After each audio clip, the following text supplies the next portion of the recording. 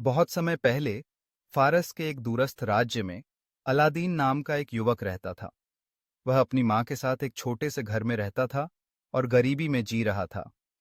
हालांकि वह बुद्धिमान और चालाक था, लेकिन आलसी भी था और अपनी माँ की मदद करने के बजाय अक्सर बाहर घूमता रहता था।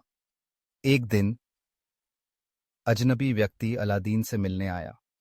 उसने दावा किया कि वह उसका चाचा है, जो एक अमीर व्यापारी है। वास्तव में वह एक दुष्ट जादूगर था, जो अपने स्वार्थी उद्देश्यों के लिए अलादीन का उपयोग करना चाहता था। उसने मीठी मीठी बातें कर उसे बहकाया और अमीर बनाने का वादा किया।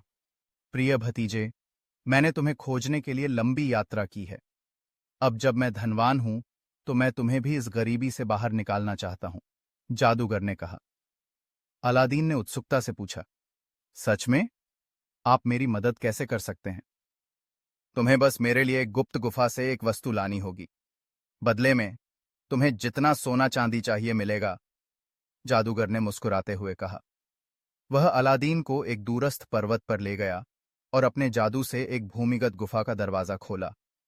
उसने अलादीन को गुफा में जाने का आदेश दिया और चेतावनी दी कि वह केवल एक पुराना तेल का चिराग ही ले और कुछ भी न छुए।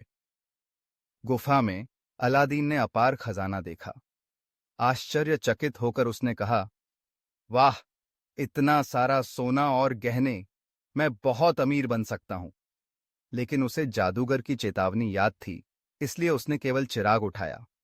जैसे ही वह बाहर आया, जादूगर ने चिराग की मांग की, लेकिन अलादीन ने इनकार कर दिया। मुझे वह चिराग दो, जादूगर चिल्लाया। पहले मुझे यहां से बाहर निकालो, अलादीन ने उत्तर दिया। गुस्से में जादूगर ने गुफा का दरवाजा बंद कर दिया और अलादीन को अंधेरे में अकेला छोड़ दिया। हताश होकर अलादीन ने गलती से चिराग को रगड़ा और अचानक एक बड़ा जिन्न धुएं से प्रकट हुआ। मेरे स्वामी, आपके पास 3 इच्छाएं हैं। मुझे आदेश दें और मैं उन्हें पूरा करूंगा, जिन्न ने कहा। अलादीन ने आश्चर्यचकित होकर पूछा, तुम कौन हो? क्या तुम मुझे यहां से बाहर निकाल सकते हो?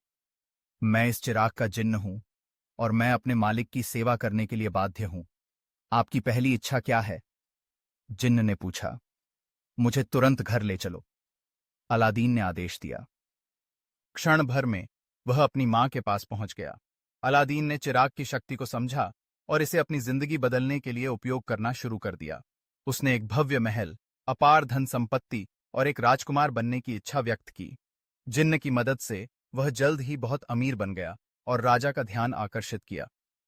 एक दिन अलादीन ने अपनी मां से कहा, मां, मैं राजकुमारी बदरुल बदूर से प्रेम करता हूं और मैं उससे विवाह करना चाहता हूं। उसकी मां चिंतित होकर बोली, लेकिन तुम तो एक साधारण युवक हो। राजा इस रिश्ते को कैसे स्वीकार करेगा? चिंता मत करो मां, जिन्न की मदद से मैं एक भव्य जुलूस निकालूंगा, अलादीन ने आत्मविश्वास से कहा। राजा ने अमीर और सुंदर युवक को देखकर विवाह के लिए सहमति दे दी। लेकिन अलादीन की समृद्धि की खबर जादूगर तक पहुंच गई। उसने चिराग को वापस पाने के लिए एक योजना बनाई। वह के जैसे एक चिराग बेचने वाले के रूप में महल के पास आया और चिल्लाया, पुराने चिरागों के बदले नए चिराग। जिसके पास पुराना चिराग हो, उसे नया चमचमाता चिराग मिलेगा। राजकुमारी बदरुल बद्दूर ने यह सुना और सोचा, अलादीन का पुराना चिराग बहुत पुराना और मैला दिखता है। मुझे इसे एक सुंदर नए चिराग से बदल देना चाहिए। राजकुमारी को यह नहीं पता था कि चिराग में जादुई शक्ति थी। उसने अनजाने में चिराग को एक नए और चमकदार चिराग के लिए बदल दिया। जैसे ही जादूगर को चिराग मिला, उसने जिन्न को बुलाया और आदेश दिया कि महल और राजकुमारी को एक दूर स्थान पर पहुंचा दिया जाए। जब अलादीन लौटा और उसने अपना महल और राजकुमारी को गायब पाया, तो वह चिल्लाया, यह कैसे हो सकता है? किसी ने जरूर चिराग चुरा लिया होगा। अलादीन ने राजकुमारी और चिराग को वापस लाने का संकल्प लिया और अपनी यात्रा पर निकल पड़ा। अपनी चतुराई और साहस से वह महल में घुस गया और जादूगर का सामना किया। राजकुमारी और चिराग को तुरंत वापस दो, अलादीन ने मांग की। तुम मुझसे क्या कर सकते हो? जादूगर हंसा। तेजी से सोचते हुए अलादीन ने चिराग झपट लिया और जोर से रगड़ा। जिन्न प्रकट हुआ और पूछा, स्वामी, आपकी क्या इच्छा है? मुझे और राजकुमारी को हमारे राज्य में वापस ले चलो, अलादीन ने आदेश दिया। एक पल में महल और राजकुमारी अपने सही स्थान पर लौट आए।